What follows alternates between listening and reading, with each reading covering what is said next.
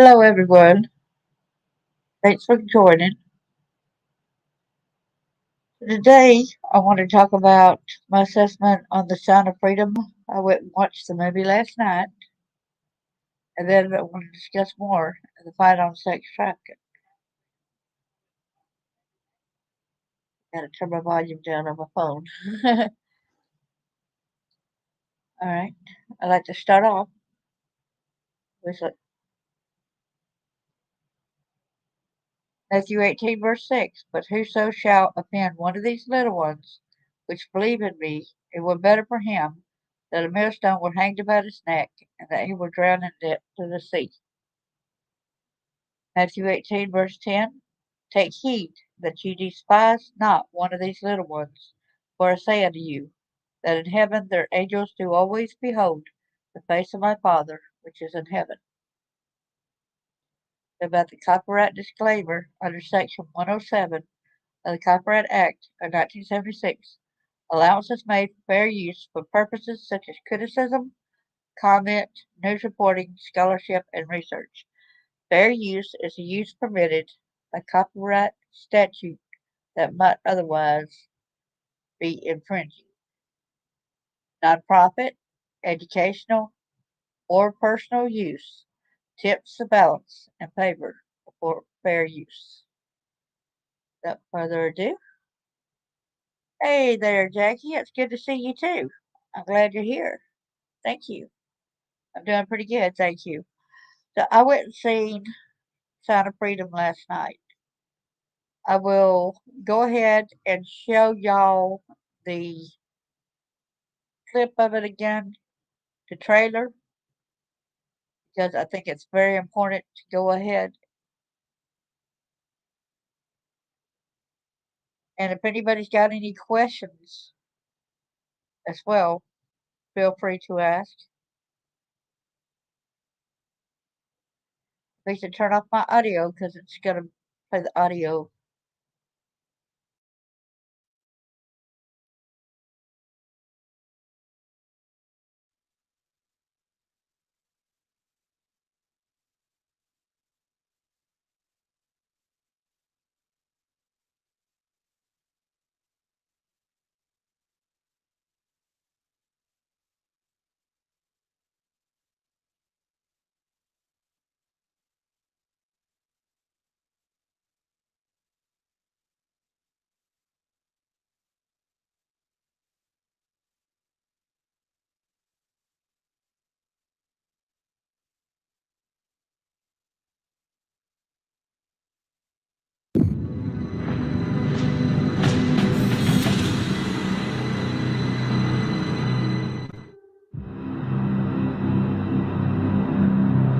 How'd that make you feel? Giving a child his freedom. Felt good. You have been at this for 12 years. My country, 'tis of thee. Why are you doing it?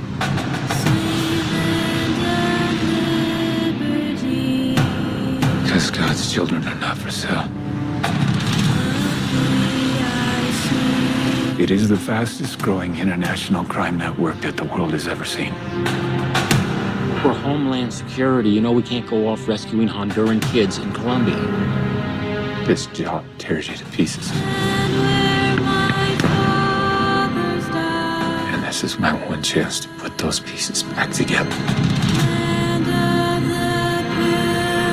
And yet somehow you have failed to bring me one real-world lead.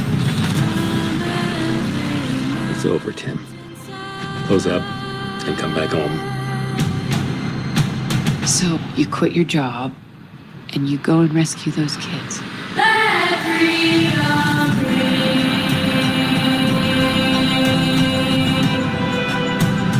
Let freedom ring. South of that river is all rebel territory.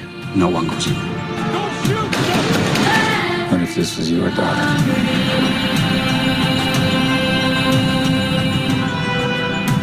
Sorry, man. She's gone.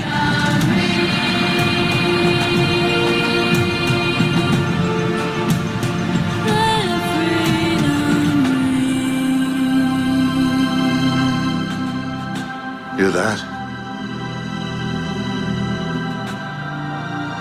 sound of freedom.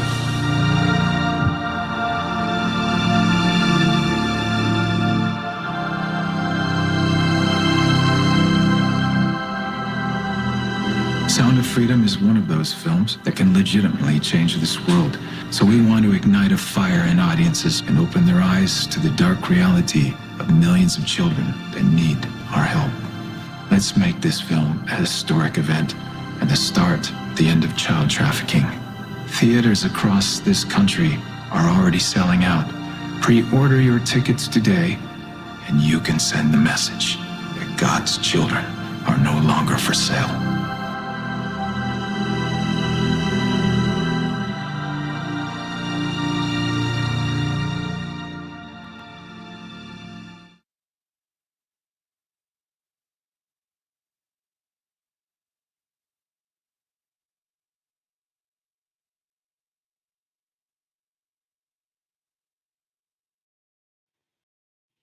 Yes. So when it first started out, Jackie, there was this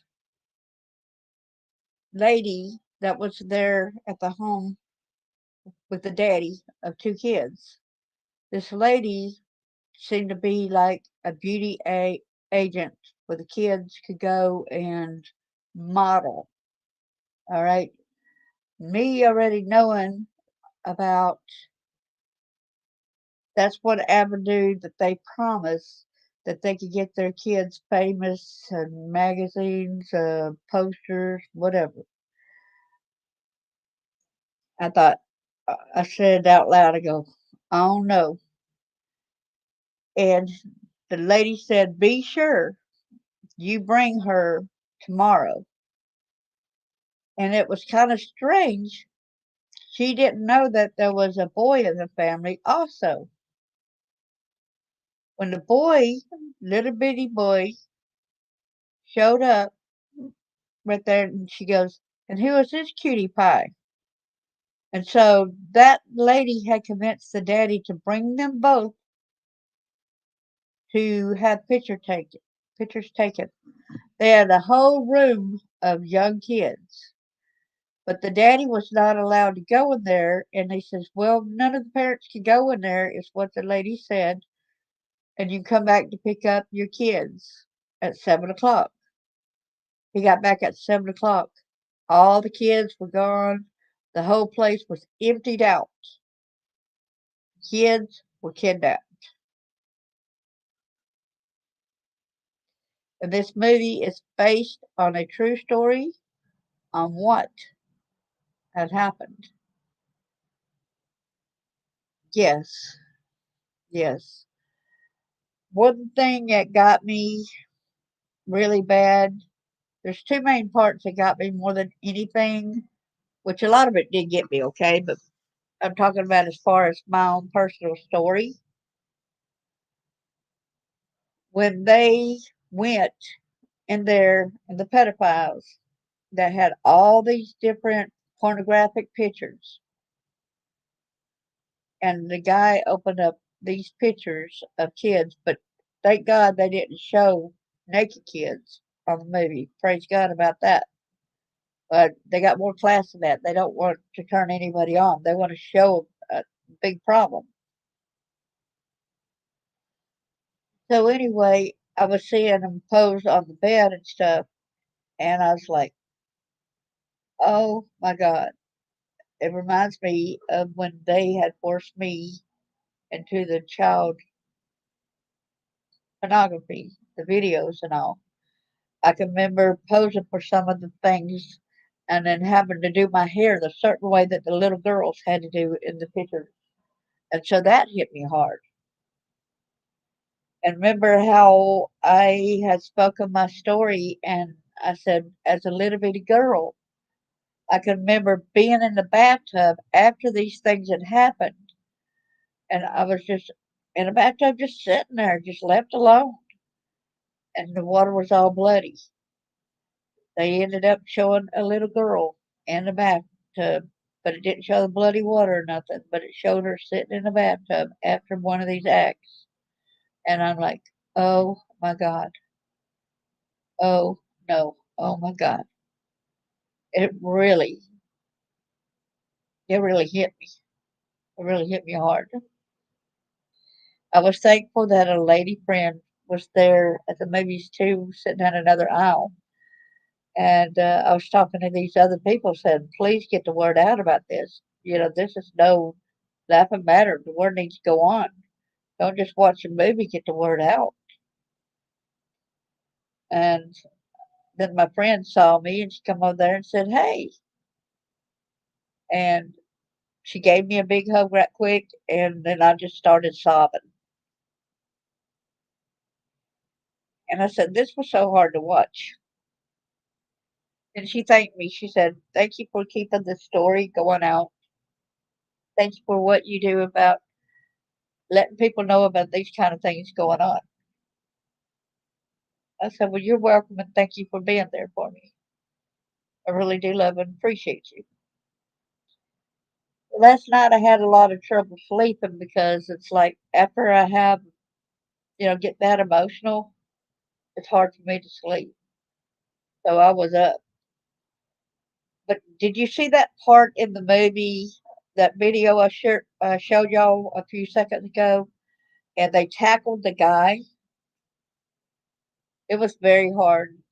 I thought I was going to throw up a couple times. Seriously, I really did.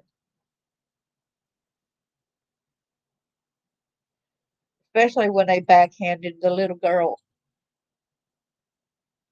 These predators backhanded her.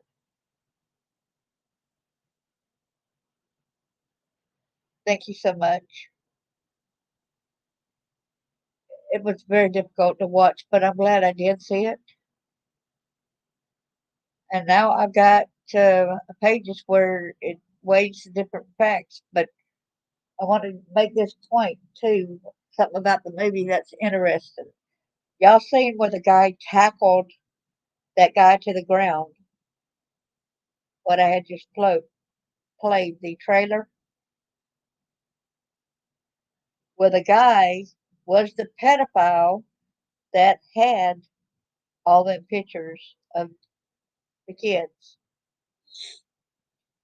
And he had even, the little boy I said that came into the room to the sister, that pedophile gave, had even written a book about pedophilia.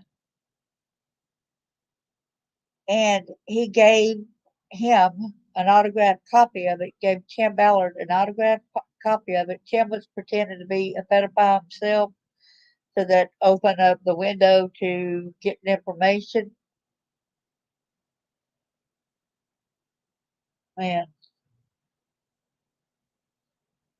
And then the next time he got around that guy put a picture of a little boy in the front of it, right? And he said, I got a little surprise for you. This boy be delivered to you tomorrow. And it happened to be that girl's brother. The one that lady took the sister and the brother. It happened to be him. In the movie, he's known as Teddy. Seen the back also of that little girl when she had her back turned? She was branded on the back of her neck back there. I thank God I wasn't branded, but mine was my own parents, so they kept me under their leashes, their buckles. Thank you so much, Jackie. Appreciate you so much. So now I'm going to show y'all some facts about the movie. Would y'all like to see the facts surrounding that too? Whether something is a fact or a myth?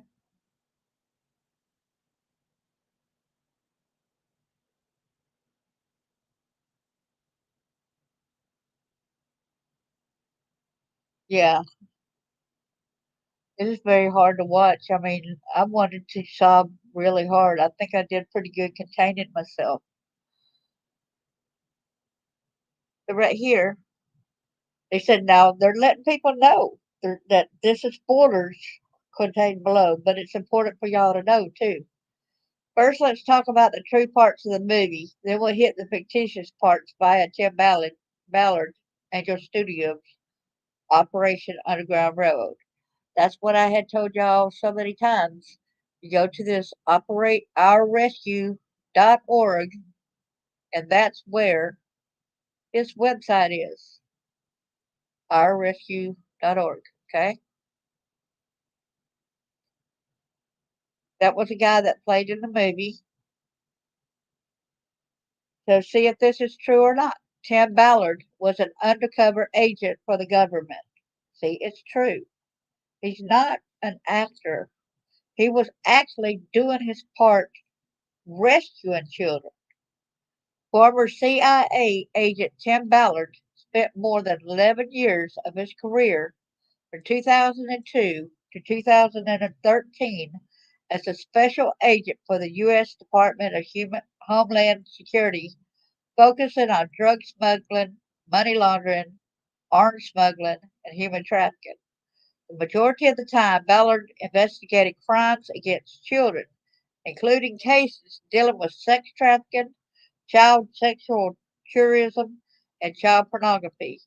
He was a member of the Internet Crimes Against Children Task Force.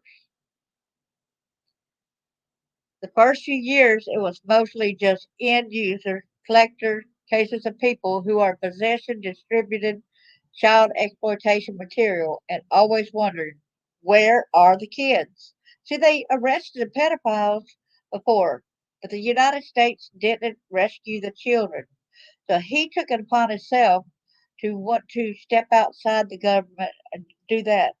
And he actually went and done this on his own because he's like, somebody had asked him and said, well, how many pedophiles had you arrested? And he said 280 something. Okay, but how many children were rescued? And that made him think.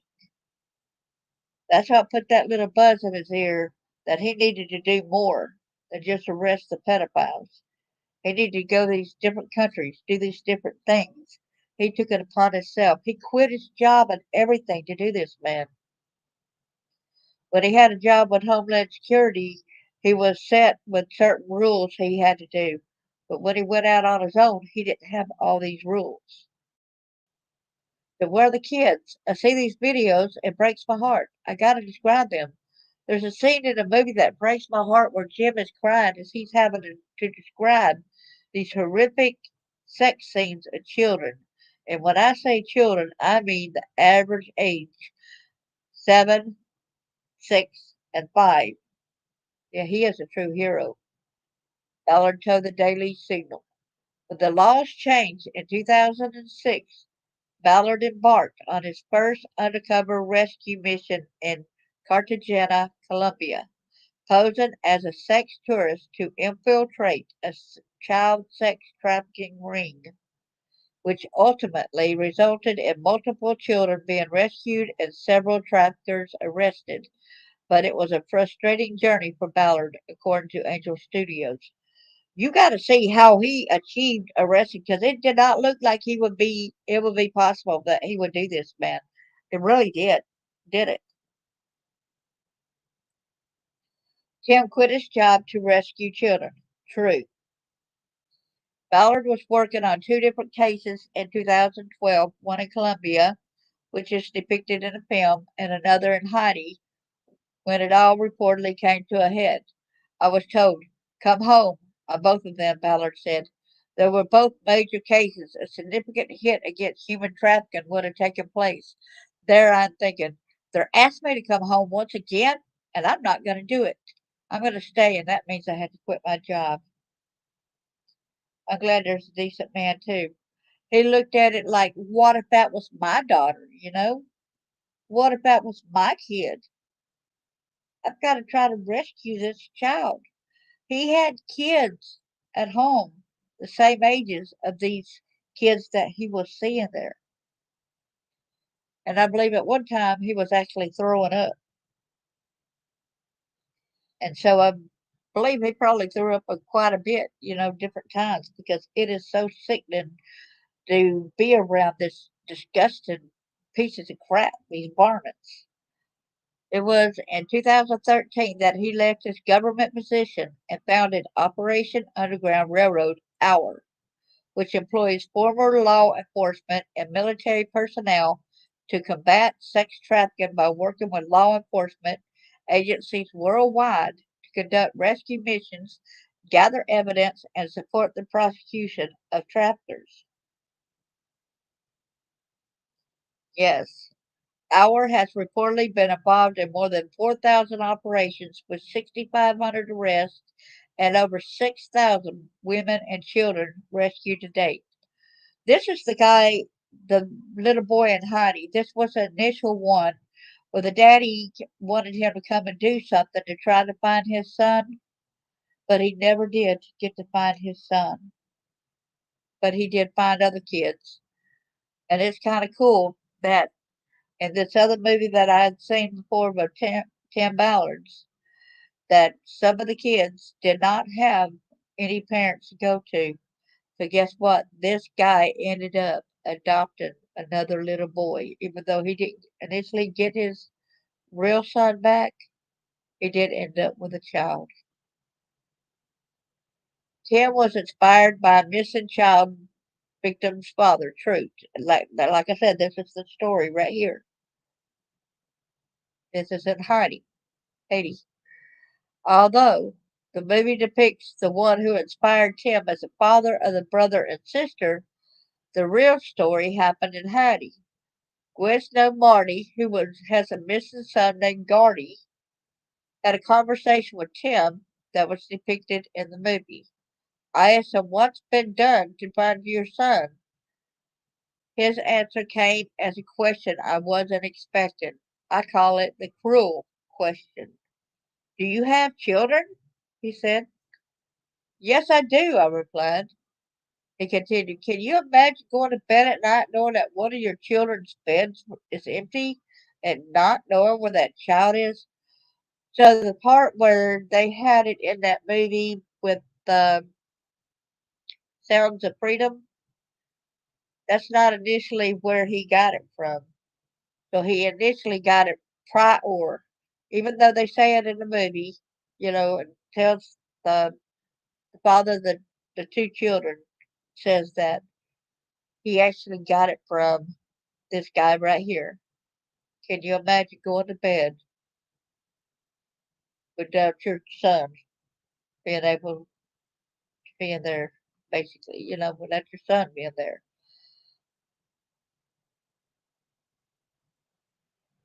Ballard told him, I will never stop. I promise. I will never stop until we find your son. Tim wears a bracelet with his name on it, and ours stated its mission is the relentless search for children like Gardy. Here is his family right here. And when he was in Haiti, see the two little black kids right there? They were two of the people that were being trafficked in an orphanage. They were taking children, putting them in the orphanages, and selling them for big bucks. So he had paid the traffickers that money, but then he went the legal way and adopted them. So now, look at his whole family. They are now his kids. These two little ones right there are now his kids. Tim's wife approved him quitting his job. Truth. Tim said his wife, Catherine Ballard, supported him, but their phone call didn't go quite like it was depicted in the film. I called my wife hoping she'll say, get your butt home. Are you kidding me? We got 6 kids to feed. All I wanted her to say is that because I was being a coward. But I knew it was the right thing and she didn't. She didn't. She didn't read my script and she said, of course you're gonna stay. And I said, are you kidding me? So his wife's got a hand in being a hero as well. At the time, the Ballards had 6 children. Today they have 9, including 2 kids that they adopted whom Ballard rescued from traffickers in Haiti. Yeah, I remember watching the film. That's why I'm telling y'all about that. It's not in The Sound of Freedom. It was another film of his. In the film, you see Myra Saburno's character say to me on the phone, "You quit your job and rescue those kids." What my wife really said to me, because they didn't want me to look like the coward that I was, because I was like, "I'm coming home. I'm not going to do this. I'm not going to be a part of this." And she said to me very sternly, "I would not let you jeopardize my salvation by not doing this." And it breaks my heart because not only is she losing our income, but she possibly, there's a very good chance, maybe 50-50, she's going to lose me. Look how sweet that is right there. He's hugging one of the kids. The boy Teddy was a real victim of sex trafficking. True, true. That was that little boy that I said that the picture was inside that pedophile's book. It said little boy noticed Teddy represents a real boy Tim rescued. True to the story, the little boy's sister had given him the necklace before they were separated, and the boy gave the dog tag style necklace to Ballard.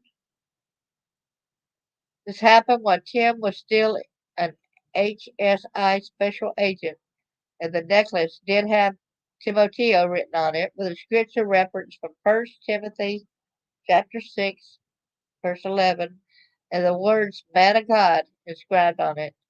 It wasn't until Tim took it home to show to his family that his son pointed out his name was on it. To me, call it luck, chance, coincidence, God, whatever you want to call it. It was a message, Tim said. That necklace symbolized a calling now to me. It meant so much, and I decided then and there that this is it. This is what I'm called to do. This is what I'll do the rest of my life. Although the necklace was given back to the kids in the film, Tim said he still has the necklace and wears it to this day. That's the little Teddy in the movie and the sound freedom. Look how sweet and innocent a child. Look how that is. And when you see his fear in his eyes, and to know the scar, the damage that was done to his body when they went in and doctors checked him out, and he had all these anal tears and stuff. That was horrible. The first trafficked child Tim met was at the border. True. Tim Ballard was at the arrest and rescue of a 5-year-old boy featured in the film. He said it was his first time seeing a child victim of sex trafficking face to face. Earl Buchanan was stopped on July the 3rd, 2006, and arrested at the Calexico West Port of Entry on the southern border. The Los Angeles Times reports that Buchanan may have molested 10 minors, some as young as 2, according to federal agents. I remember the night I got the call, Fowler said. We showed up there, and there was this little boy. It was the first time. I've been working child crimes for quite some time. This was the first time ever that I actually saw a real child, and not only any child, but a child that I had seen before in a video, in a child rape video. And the video is actually showing this man, this horrible human being. His name is Earl Buchanan. We need to look him up in the on the big wide web, find out more about this perp. He's in jail now for the rest of his life, I hope. It shows him sexually assaulting this child. The video went on for 20 to 30 minutes. It was horrifying. And then there's a kid. It's kind of what kicks off the adventure. The scene was filmed at the same location where it took place in real life, where Tim got the necklace. Ballard spent at least 10 years working at the border as a DHS special agent. When they filmed this, I never knew that the southern border was going to be so political and controversial. It shouldn't be controversial. You need to control the flow of people. I'm thinking of children. That little boy you're going to see in this movie. Why was he rescued? Because of the wall. It forces people like Earl Buchanan to bring his victims to a place where trained people are watching. looking for women and children who are being trafficked. And here's a guy right here. He was the guy that wrote the books, and he's the one that had the picture of the little boy saying that he would be able to meet with that little boy and do that little boy sexually. A pedophile signed his book to Tim before being arrested. True. Ballard said the man identified as Ernst Oshinsky is based on a real case, and the arrest in a coffee shop where he signed his book for him actually happened. It's a true story of a guy in the film they called Oshinsky, who was one of the more prolific collectors of child exploitation material that he's ever seen.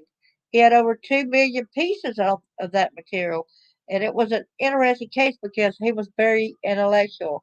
He had written a lot about pedophilia, justifying it, making even legal arguments for it. He had written a book, Ballard said. I had read that book before we took him down. The film doesn't give the backstory of his arrest, but Ballard said he wouldn't talk during the interrogation until he tried something new. I decided to try something crazy that I'd never tried before because I had read so much of his material, and I believed that he believed that men are naturally attracted to children. So I told my partner to walk away from the table. It took me like 45 minutes, and I got him to confess, Ballard said. That's where they're on the shore in that movie. The island raid was real. It really happened, see? I'm so glad it was made too. Hope it brings a lot to light. But yes, it needs to stop for sure, like you said. Ballard participated in an international undercover law enforcement operation in 2014 that led to the arrest of 12 sex traffickers and the rescue of 55 sex trafficking victims, all minors, according to ICE. It took place on Colombia's Caribbean Islas de Rosario Islands.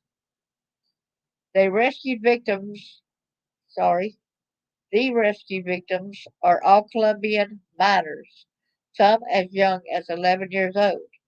They said that Teddy, he was one on the border, and so that means that he was the 9-year-old. He was only 9 year old, I believe. They are in the care of Bienestar Familiar, Colombia's Child Protective Services. 85% of those rescued were females. Some of the victims were allegedly drugged with ecstasy and cocaine. During the takedown, one 11-year-old girl broke down in tears, thanking the officials who rescued her. She was allegedly sold for $1,000 in U.S. currency since she was a virgin. Breaking Chains and Underground Railroad assisted with a case that also involved the Colombian Navy and Coast Guard. Thank you, Breaking Chains. Thank you, Underground Railroad. And thank you for the Colombian Navy and the Coast Guard. Yes, mine too. Ballard said the operation known as Operation Triple Take was actually much bigger than what was shown on the big screen, including the rescue of 123 trafficking victims, 55 of whom were minors. The film only gets into a piece of it. The movie didn't have time to get into it.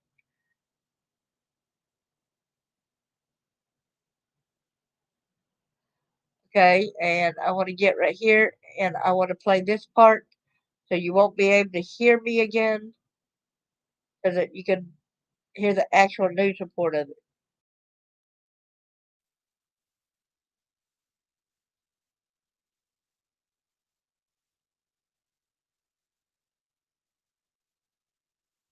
Last weekend, police broke up a major sex trafficking ring in Colombia, which has become a destination for tourists looking for sex with boys and girls. The police had help from an American who went undercover to rescue the children, and Elaine Quijano met him. Tim Ballard has one mission: to track down child traffickers. 4 months ago, Colombian authorities asked him to investigate a tip that children were being sold there as sex slaves. Within a half hour, this individual walks up to me, starts asking me what I'm here for, what I want, and within minutes, he says, well, I've got kids as young as 11 years old.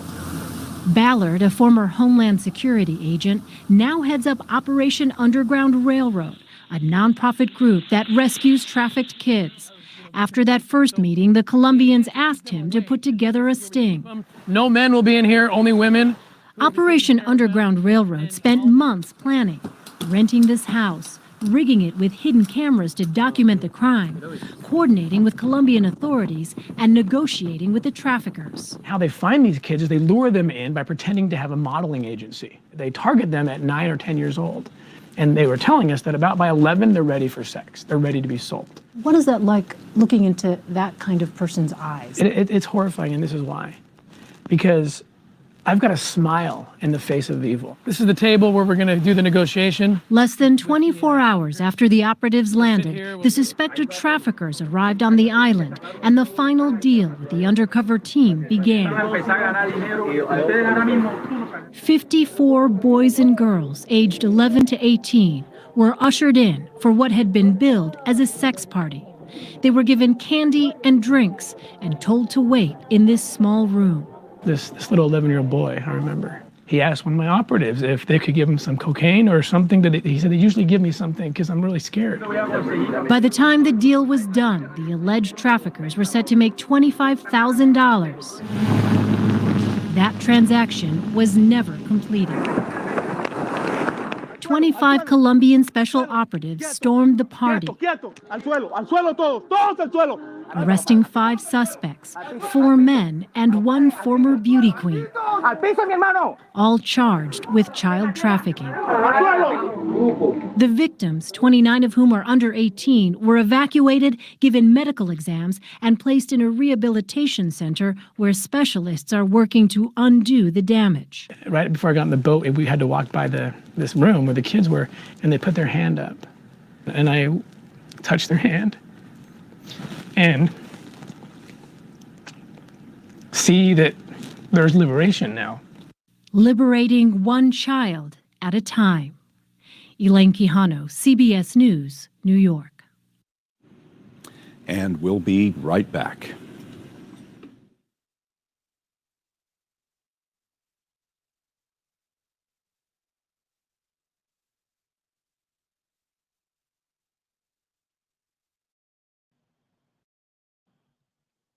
Okay, let's see if y'all could hear me now.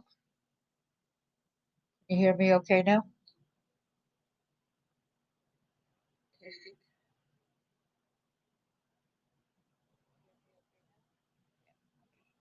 Here.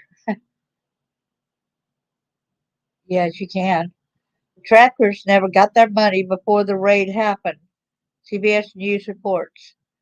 Of the 5 trappers depicted in the film, Ballard explained the whole group of trappers got together and they came to us wanting not to just supply us children for a party, but they wanted a business partnership. They wanted us to invest in property so they could build a child sex hotel. You see that?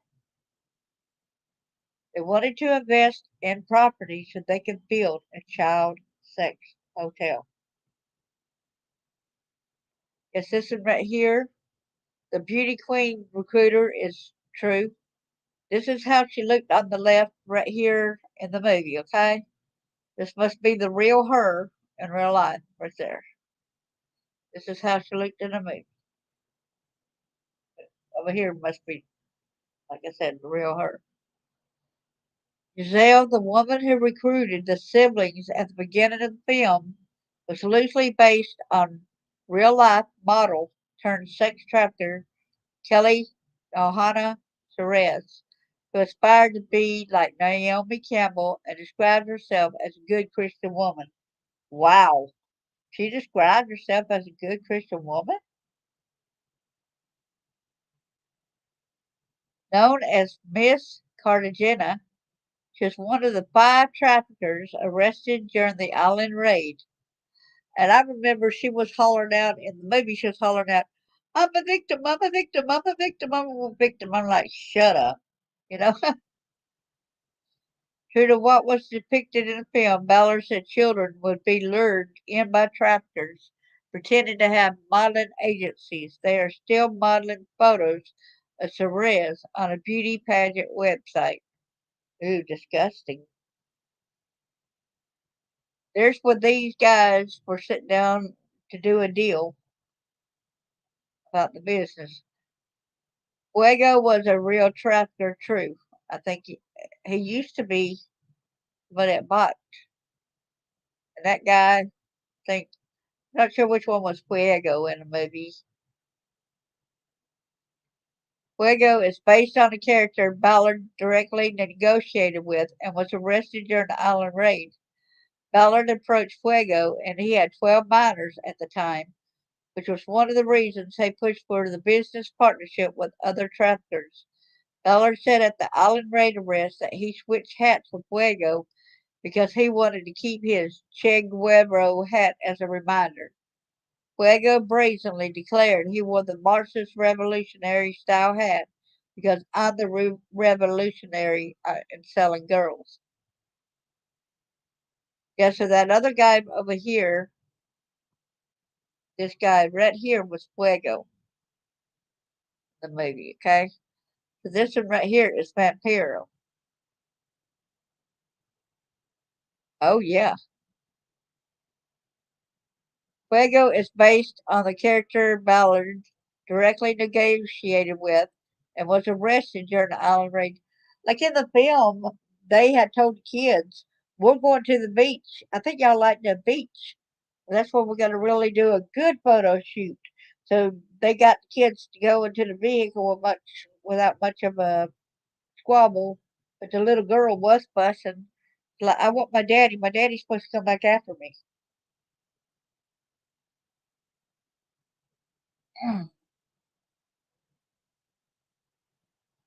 So here, right here is Vampiro, who aided Tim. It's based on a real person, true. Vampiro, also known as Batman, is based on a real man, but his backstory is a little different than what was shared in the movie. According to Our, the real life Batman has never been in prison and he was not on the island during the raid. Instead, he was leading another mission that day in Medellin, Colombia, as part of the Operation Triple Take. He started in investment banking and got into international money laundering with the cartels before his life boiled down to three things for 15 years of his life: money, girls, and partying. At one point, he started working with an orphanage in Mexico that was owned by an American couple, and he met a young girl around the age of 10 who told him that her mom prostituted her out for drugs. I couldn't conceive of that. I didn't know that that existed. That's when God spoke to me. He's like, you gotta rescue these kids. Tim found the one he was looking for. We know, like I said earlier, the one he was looking for was actually that one little boy in Haiti. He never found him, as I said. Tim's relentless pursuit of the one child, the little girl Rocio, shown in the opening scene and rescued in the final one, is inspiration, but the real life story of Rocio is loosely based on the child that Tim and Our are still searching for. His name is Gardy, a kidnapped Haitian boy, and his father moved him to make Haiti his focus after founding Our in 2013. In the initial undercover operation to find Gardy, Tim and his team rescued 28 kids, two siblings whom the Ballards ended up adopting. You know, those two kids I was telling y'all about? Gardy's father adopted 8 of the kids because they didn't have a home to go to. Wow, I say Gardy adopted one boy. No, he adopted 8. He adopted 8 kids. Wow. Because they didn't have a home to go to, and he said he would treat them like his son, who is still missing to this day. And you can read Gardy's story here on our website. So you can go to ourrescue.org and click on that story. You'll be able to read his story on it. Tim killed someone on a solo jungle mission. In the movie, it showed he killed the person when he rescued a girl, but like you said, he didn't really kill anybody. But he rescued a girl in that instance. Near the conclusion of the movie, Jim Caviezel's character kills a man in order to rescue a child while posing as a UN doctor. This never happened in real life, and addressing the scene. Operation Underground Railroad's website clarifies Tim Ballard has never killed anyone, contrary to what is depicted in the film. The organization emphasizes that they do not act as a vigilante group. Instead, they work with governments and local authorities, contributing intel, funds, equipment, and undercover operatives. Yeah. Ballard said it was a real place that he doesn't want to disclose because there are operations there, but admitted the film made him look way more badass than he was. At one point, several years after Operation Triple Take, Tim led a team of our operators, pretending to be doctors, into a jungle on the border of the Dominican Republic and Haiti to look for Gardy. They were unable to find him, but they did give medical care to a number of Ellen children. Thank you for that, Mr. Tim. Film, okay, it said, Sound of Freedom is a QAnon conspiracy film. That's what they want to say. This is all Republican. This is all just sponsored. Child trafficking and all that don't happen. That's what they want to say, that it does not happen. The film is based on true events and has nothing to do with QAnon or a conspiracy, despite left wing media outlets trying to say otherwise. A Bloomberg op ed titled QAnon and Sound of Freedom both rely on tired Hollywood tropes. By Noah Berlatsky connected the film to the pro Trump QAnon conspiracy cult. That's what he tried to say. Noah is trying to say that pro Trump, they want us to shut up. It's what it, oh, yeah. Yeah, please do. Please do. The Washington Post ran the piece. The UK-based The Guardian called the film a QAnon-adjacent thriller seducing America, and Jezebel called it an anti-trafficking fantasy fit for QAnon. See, they're trying to cover it up and call it something it wasn't, when in reality it really did happen. These traffickers, these kids being exploited. Rolling Stone called it a superhero movie for dads with brainworms.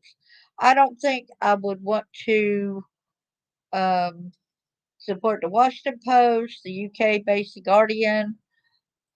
Jezebel called it. I guess I would never want to read anything called Jezebel anyway. And Rolling Stone, I wouldn't want to get anything from them either. Journalist Mike Rothschild told CNN the movie is looking at QAnon concepts of these child trafficking rings. They just want to shut us up, y'all. They want to try to make it into a political thing when it's really not politically based. It's trying to rescue these kids.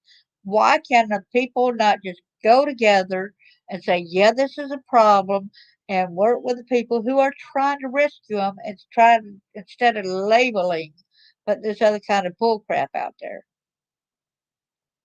Fast facts about the film. Tim wanted Caviezel to play him in the movie. I don't trust Hollywood, said Ballard, but I know one thing about Jim Caviezel. One, he's a great actor. My favorite movie of all time was The Count of Monte Cristo, and I know he loves Jesus, and that's important to me. Someone who loves the Lord, I can at least trust in that. Jim joined Tim on several missions to prepare for the role. I go and literally sit in on these missions. Caviezel told the National Catholic Register, and I'm watching him and his analysis of what he sees. And it has to be done very methodically. And I'm trying to find out who he is and what I am and how we're similar. This right here is Glenn Beck. He helped fund Tim's early hour operations. Glenn Beck, bless his heart, raising money for us. so that we could even do the operations. He said, I had no money to do it. Dollar said Beck's role was in the original script but taken out for theatrical release. The U.S. is the number one consumer of child exploitation material. Y'all see that? It's read right.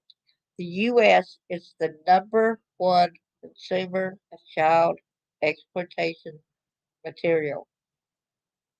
The United States is in the top three for countries where traffickers take children. In 2021, the National Center for Missing and Exploited Children reported more than 17,200 cases of child sex trafficking from all 50 states. And you can share it all you want. I appreciate that.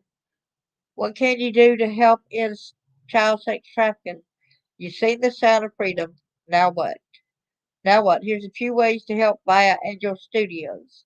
I'll be adding more in another post soon. Make sure you sign up my email list. So there's a way you can sign up for that.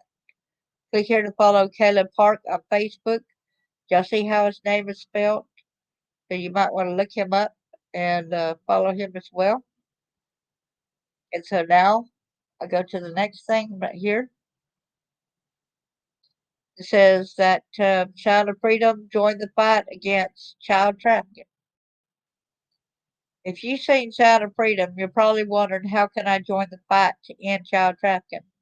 Just as Tim Ballard, the man who inspired the film, passed the baton to scrolled up,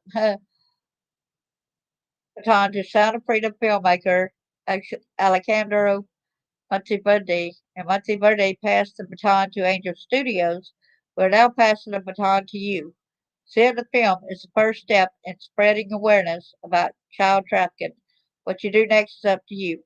When you do watch the movie, however, make sure that you watch all the credits going down because after the credits, Tim gives us a little message at the end. And it's very important to stay and listen to that message.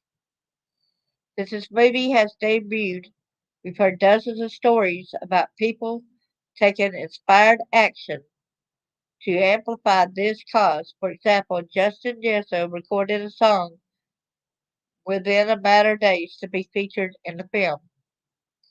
While you may not record a song, there are still many ways you can contribute to ending this horrific practice. Leverage your unique talents to help this cause. Angel Studios does not endorse one single nonprofit organization, but encourages you to research organizations and see how you can make a difference within your community. To kickstart your efforts, see the resources below. You can also hear from an anti trafficking expert by clicking the links, and this is at angel.com where you can look that up. How to help combat child trafficking. Unfortunately, child trafficking is an issue that is worldwide. There are many ways you can help combat child trafficking yourself. And the first is to educate yourself in the specifics of child trafficking.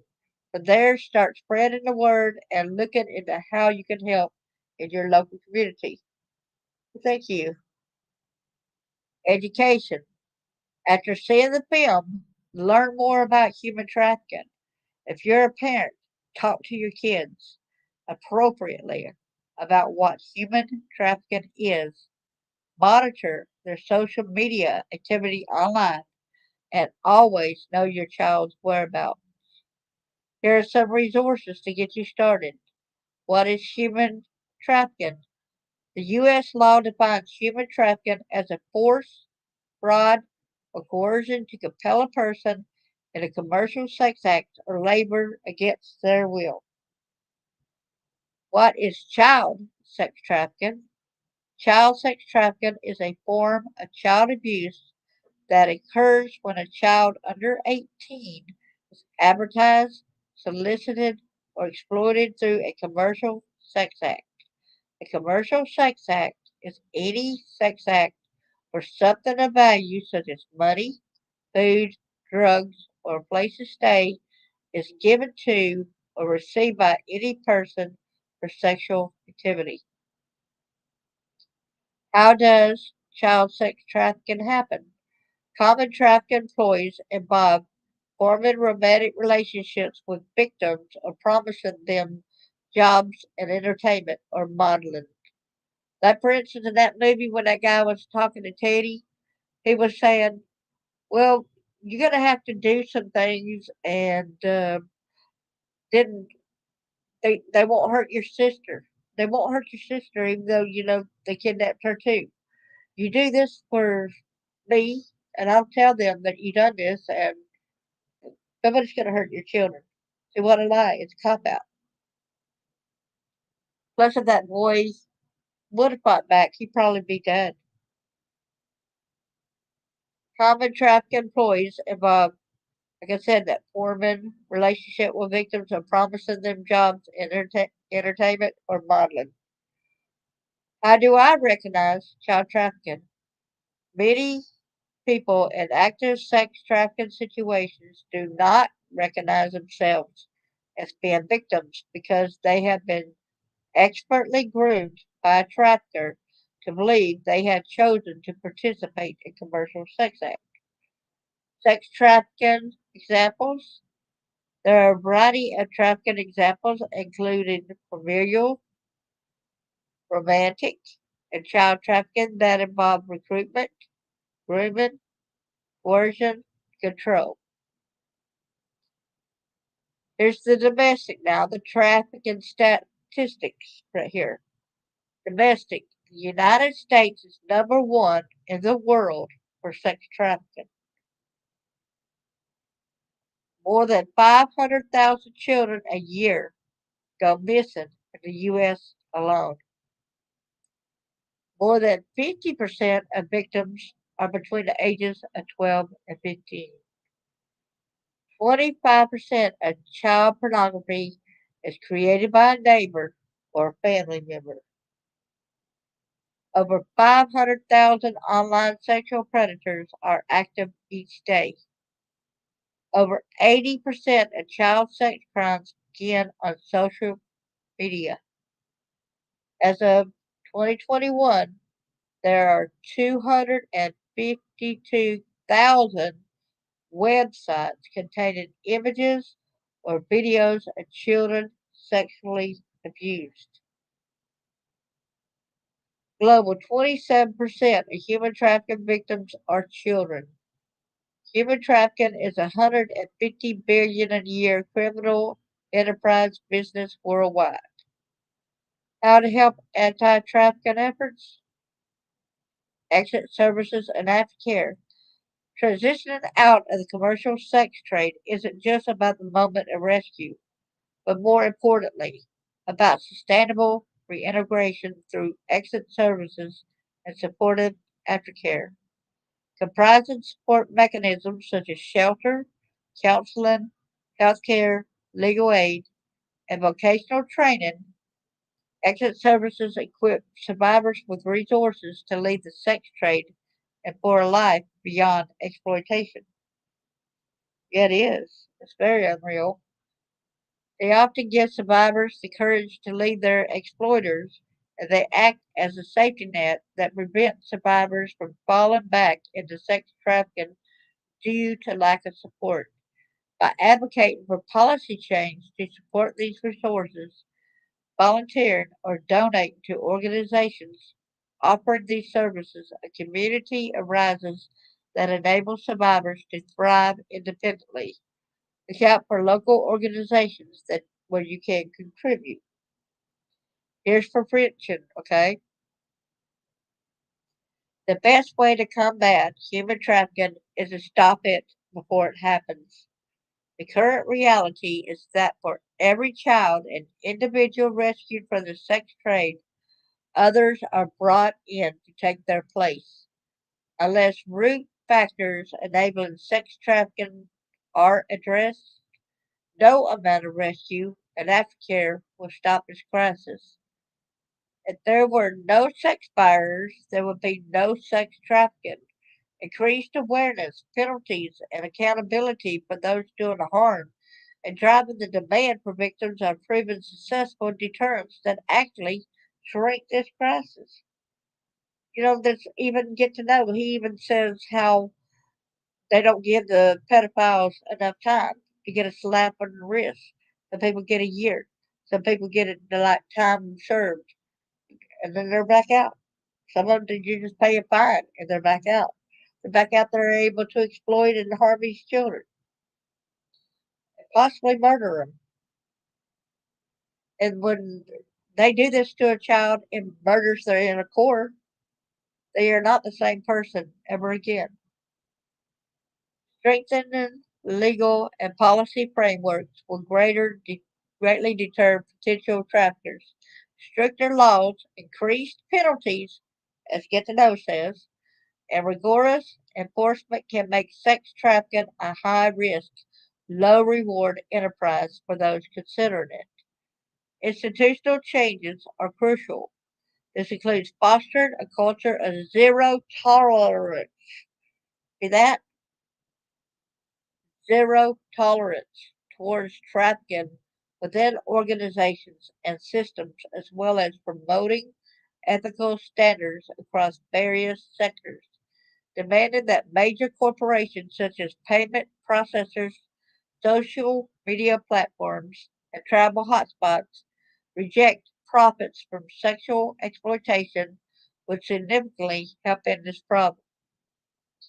Economic empowerment programs also play a significant role in prevention, providing communities with access to viable income opportunities and quality education can reduce this vulnerability. Three actions you can take right now. Number one, you can share what you have learned about this issue or survivor stories with your local network or on social media. Number two, ask your state legislators to increase accountability for sex buyers in your state. We need to do that. We need to be sure to get that to Aaron word. That's what we got to end up doing, y'all. We got to ask our state legislators to increase the accountability for sex buyers in our each individual states. We need to keep on it. Even if you know that one person had written to them, write to them as well. The more people that write, the more you probably get a benefit from it. Number three, research and volunteer at organizations provide support in your local area. It says pay it forward. Your choice to pay it forward funds future seasons and keeps sound of freedom free around the world. Okay? So when we go to this, I want to show you that there's seeing theaters, all that claim now. You see this one right here, Jackie? It's got where you could actually pay it forward by putting money toward, and you give some people who can't afford a ticket, you gift it to them, okay? That's how that you could go over here to claim a free ticket. You go to this site, angel.com, watch Sound of Freedom, claim free tickets. Isn't that awesome? Go to box office. That is that is the trailer right there. Yeah. So we got that part done. And this is where the documentaries that at his ourrescue.org, the film, Here's the Stories Matter. Since its inception, Our has put an emphasis on telling the stories of survivors in order to spread awareness of the brutal and disturbing prevalence of human trafficking and exploitation. This is why we place so much importance on film. Though the passion and generosity of some of our biggest advocates in the film industry, we have been able to take part in the number of documentaries intended to bring these horrendous crimes into the public eye. We thank you for your support that allows us to continue fighting against the darkness and the filmmakers who have chosen to share stories about this fight with the world. Then they got, of course, that's that Sound of Freedom one. I clicked on this abolitionist one, and it costs right now, I believe, operate. I think it's like $4.99 to buy or $5.99 to buy that one, the abolitionist. And then there's Operation Toussaint, and I think it's for free. If I'm not mistaken, I'm clicking on it to see. Yeah, it is. Yep. So it's free. I guess you see that. Okay. So with that, is there anybody that's got any questions? Let this go worldwide and people start doing something. I do too. They want to say that this ain't for real, that we need to shut up. Did you know that this has been out? This movie's been out for 5 years, and no one's everybody's halted letting it get through, including Disney, including Netflix. Did you know all these movie organizations stopped it? They did not want this to get out there. It's a sickening. They need to protect the children. We need to protect the children. And really, the people in our government is supposed to be working for us. We're not working for the government. The government's supposed to be working for us. The government, we are the people who put them in power. We are the people that we put them there to do the things that we need done for our country. We didn't put them there so they could take over and hurt more children or anything. It's totally disgusting. It's really like with mine, there was a police officer, and then it was an Alabama state trooper also in with the child pornography, and his daddy had an auction in the back room. That's where I was sold some of the times. Some of the times the people, Mama bring them home and get the money from him, and him do me whatever it's gonna do. Sometimes she would leave me at a restaurant after they paid her, and they would take me wherever they wanted to. Do anything they wanted to as long as they brought me back alive so that I could be resold again. So anyway, this kind of stuff happens too often. People, be a voice. If you see something, say something. And y'all all know about the story that I put out the other day about that little girl that's 17-month old that lived in Kentucky. Mama took her to the hospital, and they had to rush her to Knoxville Children's Hospital in Tennessee. Little girl didn't make it. She died due to trauma to her head. She was beat so bad and raped. 17-month-old little girl, a precious little sweetheart, violated. She did not deserve that. Thank you so much, Jackie. I really do appreciate you. I do think that a lot of people do get kind of mad at me for bringing these things out, but like I said, this is my mission. My mission. I'm glad that mom is in jail. I'm glad that the judge gave her uh, $1 million. I think it was cash bail of $1 million. I've got it on my one of my last videos. It's one of the last three videos. Um, be sure to watch that if you want to find out where how much she's got to pay, and it's got to be cash. Thank you so much, Jackie. I really do appreciate you, and I love you for that. I always look forward to seeing you on here. Well, I love you, and thanks for coming and support. And you got any other questions before we go?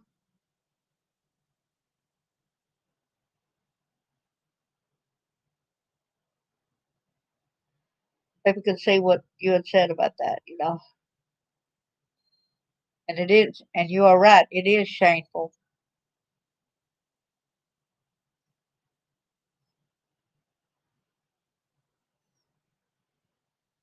You know, if I would have had to choose to do this job, I wouldn't have wanted to do it. But it's like it was just kind of like thrown upon me because of the things that were done to me. And the thing is, that's what made me be a fighter about it. I had to fight against it because too many people are closing their eyes, turning their heads away, letting this kind of thing happen, blaming everybody else instead of being, you know what? If, like all these churches say that we need to be quiet about this, that's an abomination.